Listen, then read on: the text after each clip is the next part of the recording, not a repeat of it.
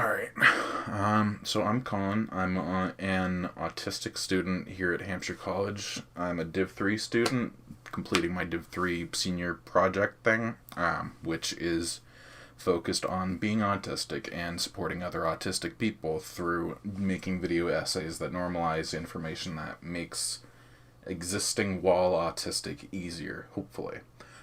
This is the second video in this series. If you haven't seen the first one yet, I will have a link in the description of this YouTube video going to the first one so you can watch them in order.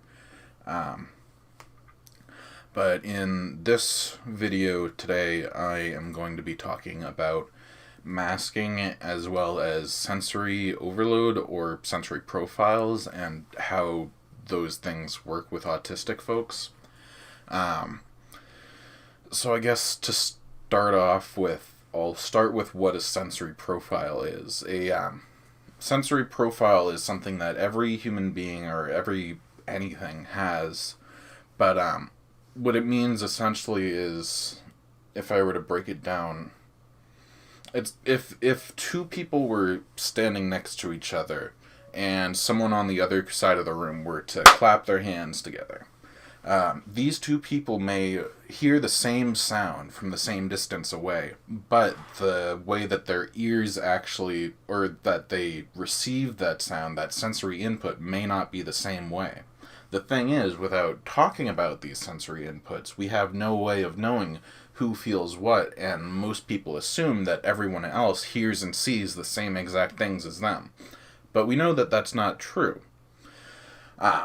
So what a sensory profile is the differences between every individual's person's receptiveness to sensory inputs. So, for example, these two people may not hear the same sound the same way, and this is especially different in neurodiverse folks or folks with autism. Folks with autism tend to... What is it? I'm not sure how to verbalize it properly, but there's a thing in the brain that automatically blocks out more intense sensory inputs in the neurotypical brain. But this tone blocking out function doesn't seem to work the same way in autistic people, at least not in all autistic people. So autistic folks and some neurodiverse folks often tend to see and perceive sensory inputs differently than other folks. One example of this is light.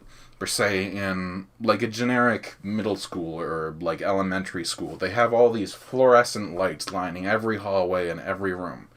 The way fluorescent lights work... You know, I'm going to cut this here and read up on this before I say this wrong. So, the thing that I needed to look up was how fluorescent lights work. What it is it's gas in a tube, and when it is...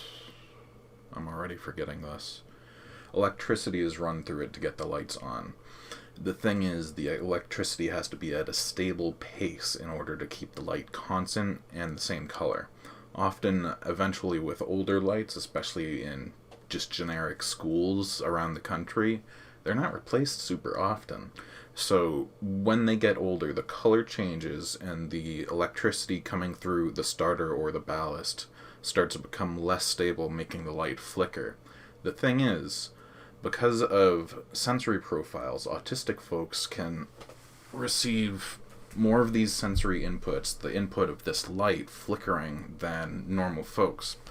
So sometimes, if one of those lights is flickering, it might be happening at a rate that an autistic person can notice and be seriously affected by, but a normal person wouldn't even notice it at all because their brain is just automatically toning it out. Then, in response to this, the autistic person may react to sensory inputs that other people aren't feeling. Again, what I mentioned earlier, these two people aren't feeling the same thing, but are assuming that each other are. So the reaction starting here is then labeled as an overreaction, and the person feeling these things is made to feel shitty just for feeling what they feel, and they don't get to decide what they're feeling. That's not how that works. Um, that's the basis of a sensory profile, and the basis of what often leads into masking. When an autistic person is feeling these kinds of things, sensory overload type things, and is told they're overreacting, this isn't real, you're not seeing what you're seeing, it sometimes results in masking, which tends to be a PTSD kind of response, or a coping mechanism, at least I've been told, that results in hiding what you're feeling or the way that you're acting because of the response of other people. One example of this is, I think I mentioned in my intro video, where I, as a kid in like first grade and stuff, they'd want kids lining up, walking straight lines down the hallway. I couldn't walk straight. I noticeably couldn't walk straight, and it got more noticeable in a line of kids who could walk straight. So instead, I would hyper-focus on the legs of the kids in front of me and exactly mimic their movements. And because I would put so much energy into doing this, I could make it look like I could walk straight. The thing is, I put so much energy into doing this that if anyone were to try to talk to me or to say something to me, I wouldn't understand it or react to it properly because I was focusing so damn hard on just walking normally that nothing else could process. Which is the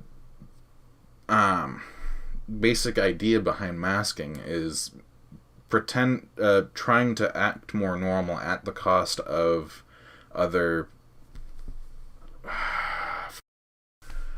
I'm losing all the words today.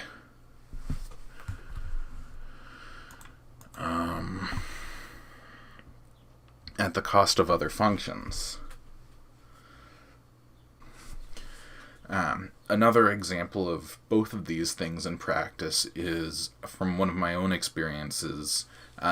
From my first semester in college, the first film class that I got into had a screening one night. They were like 2 a week every week, but I think it was the last screening on the last like day that we could withdraw from classes. Couldn't add classes anymore, so if I dropped it, that was it. There was no replacement on my schedule.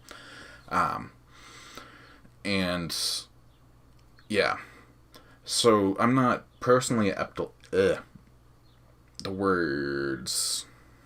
I'm not epileptic, but because of my own sensory profile, I am more sensitive to rapidly changing lights and things that should have an epilepsy warning in front of them.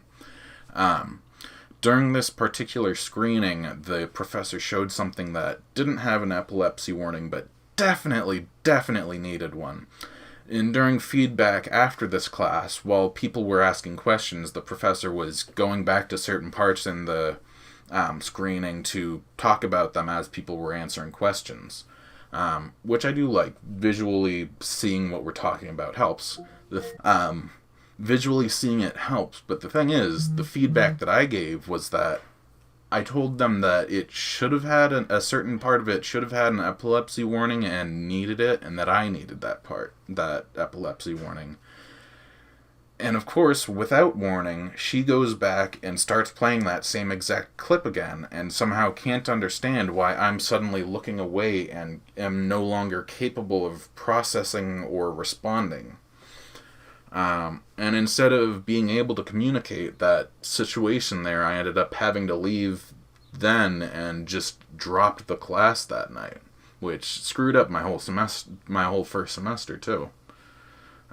Because rather than speaking up, I felt the need to mask and be quiet and just sit back like I normally felt like I needed to do, to just not cause a reaction, I guess.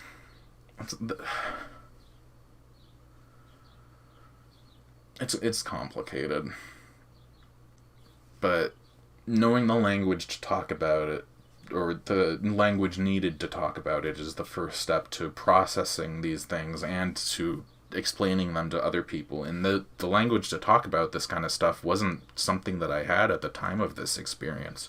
At that time, it was a million times easier for me to just leave and be done with the experience and get away from it, when now, because I know what I know and know what I'm trying to share in these videos, I could have stopped afterwards and like talk to everyone about why exactly that experience happened the way it was. Bleh, bleh. Come on, the words. Why that experience happened the way that it happened, and how it could have played out differently, and how it can play out differently the next time, when everyone has this shared knowledge about why these things might have affected me, and why they might affect other people in similar or different ways.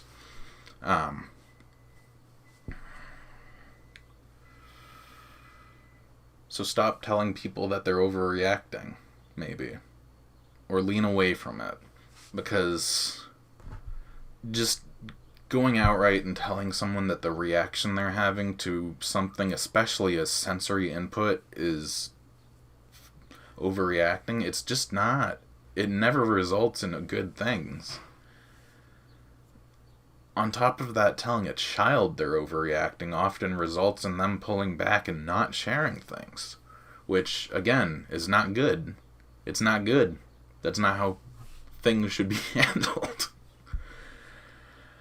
I don't know how long this recording is going. I feel like it's long, though, so I'm going to wrap it up soon. But yeah, be aware. Be willing to learn from people. Learn to look up the things that need to be looked up. I will include other links to other resources that can probably word all of this much better than I can right now in the description. And there hopefully will be at least one more video after this one in this series for my project. Yeah, I'm gonna just end this.